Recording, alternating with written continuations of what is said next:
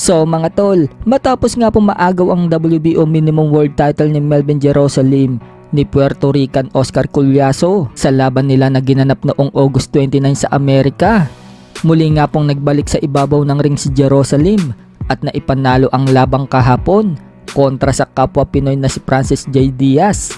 Via unanimous decision, umakyat nga po ng isang division si Jerusalem mula minimum papuntang light flyweight.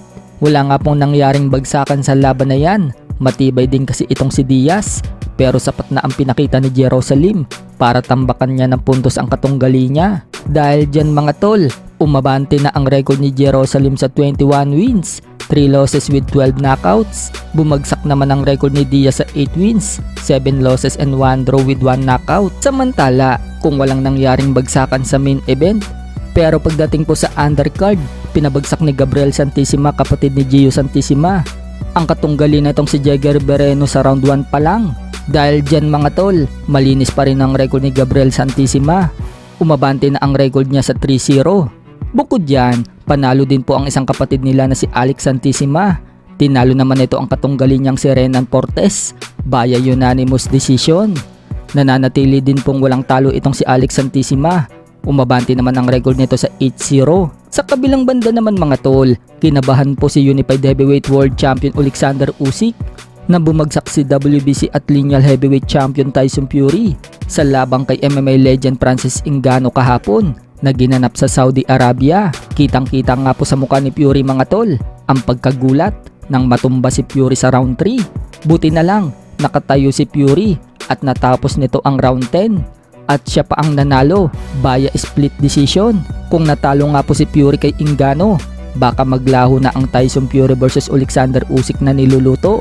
Ayon nga po dito kay Usyk mga tol, noong bumagsak daw si Fury sa round 3, sinabihan daw niya si Fury na gamitin daw nito ang jab at gamitin din ang movement. So gustong nga po manalo ni Usyk si Fury para matuloy ang laban nila na balak ganapin bago matapos ang taon na ito o sa early 2024. Dagdag pa ni Usyk mga tol, mukhang hindi daw sineryoso ni Fury ang pagtitraining, kaya ganoon na lang daw ang kinalabasan ng performance nito.